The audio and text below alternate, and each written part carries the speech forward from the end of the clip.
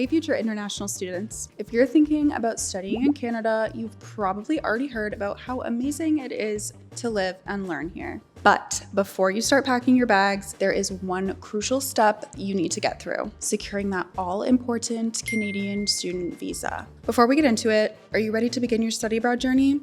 Applyboard can help with that. Head to the link in the description to search the best schools and programs, check your eligibility, and apply all in one place. Now, on the surface, getting a student visa for Canada might seem pretty straightforward. You get accepted to a school, fill out some paperwork, and you're good to go, right? Well, not exactly. But don't worry, that's why we're here. Today, we're walking you through 5 of the most common reasons why Canadian student visas get rejected and how you can avoid them. Reason number 1.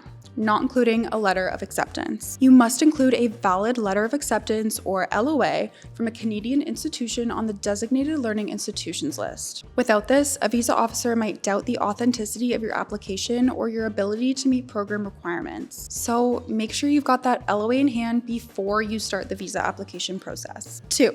Financial reasons. You need to show that you can support yourself while studying in Canada. This means providing a bank certificate or statement as proof. Insufficient funds to cover tuition, living expenses, or travel costs are major red flags for visa officers. So be thorough and include all your sources of funds along with any necessary documentation from your bank. 3. Not convincing that you'll leave the country at the end of your studies.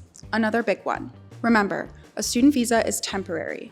Factors like your previous travel history, family ties in Canada, and your purpose for visiting all play into this decision. Make sure your application shows clearly that you're committed to returning home once your studies are done. Number 4, issues with travel or identity documents. This might sound basic, but it's crucial. Double check that you've submitted everything correctly, from a valid passport to recent photos and properly completed forms. Any errors here could delay or even derail your application. And finally, number 5, academic performance. Visa officers will look at your academic performance and your English language proficiency, usually demonstrated by your IELTS or TOEFL scores. If your grades are inconsistent or your language test scores are low, it might raise doubts about your ability to succeed in an English-speaking academic environment. So make sure you're putting your best foot forward academically. Getting a Canadian student visa isn't always easy, but by keeping these common rejection reasons in mind, you can set yourself up for a way smoother application process. We hope these tips help you in your journey to studying in Canada.